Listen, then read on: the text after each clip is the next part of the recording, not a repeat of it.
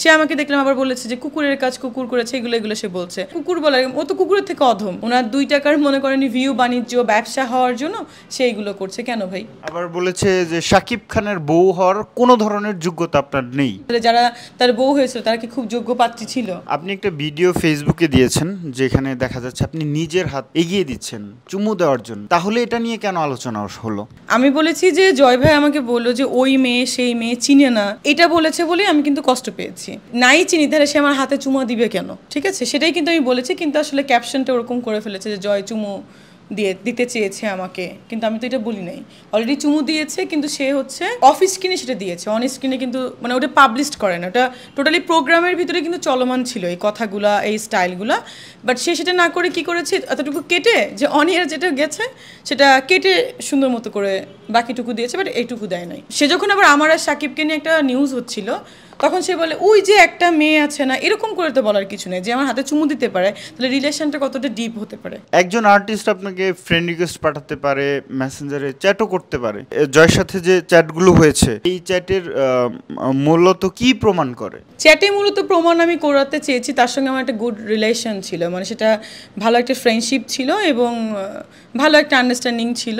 But সে আমার সাথে যেভাবে কথা বলেছে বা কথা বলছে, সে একটা আমাকে নিয়ে, কারণ আমি একটা ভাইরাল টপিক ছিলাম, তার অনেকদিন তো কোনো হয়তো বা সে নিউজে নাই, তো ওইটা বলে সে একটু নিজে ভাইরাল হওয়ার হয়তো বা চেষ্টা করেছে, এই জন্য সে আমাকে ওই মেয়ে সেই মেয়ে বলে আমাকে অপমান করেছে। এখন ওয়ালটন ফ্রিজ কিনে অনেকের মতো আপনিও হয়ে যেতে পারেন মিলেনিয়ার। সেরা পণ্যের সেরা অফার, ওয়ালটন মিলেনিয়ার।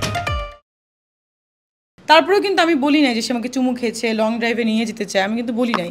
আমি বলেছি যে সে আমার সাথে এত ভালো রিলেশন যে সে ঘুরতে চায়, আমার হাতেও অফিস স্ক্রিনে চুমা দিল এটা, বাট সে অপমান করে কথা বলতেছে। সে আমাকে দেখলাম আবার বলেছে যে কুকুরের কাজ কুকুর করেছে, এগুলো এগুলো সে বলছে। তো কুকুর বলে, ও তো কুকুরের থেকে অধম, কারণ মানুষকে ডেকে ডেকে নিয়ে বারবার মানে অপমান করে। এটা তো ভালো মানুষ কখনো করে? একজন শিক্ষিত মানুষ বা ভালো যারা ফ্যামিলির, তারাও তো মানুষকে ভেবে অপমান করতে পারে না।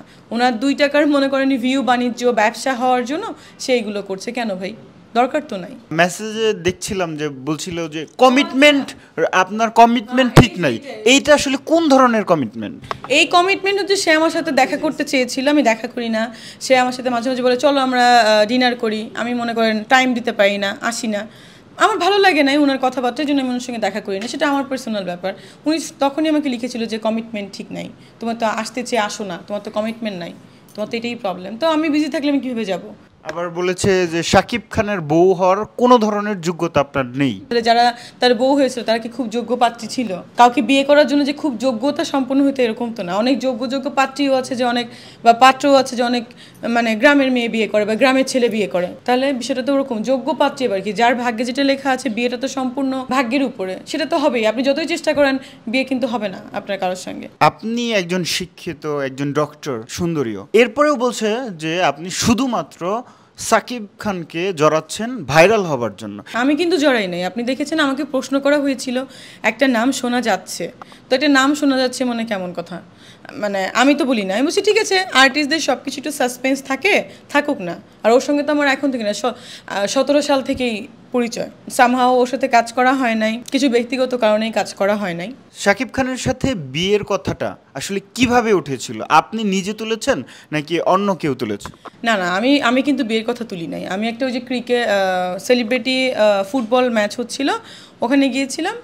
ওখানে যে আমাকে প্রশ্ন করা হচ্ছিল যে মেয়েটার কথা উঠেছে সেই মেয়েটা আপনি কি না, তখন আমি বললাম যে না সেই মেয়েটা আমি কি, আমি না, সেটা তো বলবো না, এটা তো সাসপেন্স। বলে না শোনা যাচ্ছে আপনার সঙ্গে রীতিমতো দেখা হচ্ছে, কথা হচ্ছে। আমি তাহলে যদি শোনাই যায়, যদি গুঞ্জনই থাকে তাহলে গুঞ্জনই থাকুক, আর বাকি বিষয়টা আসলে আমি কালকে একটা প্রেস মিট করছি, ওখানে আমি ক্লিয়ারিফাই করবো।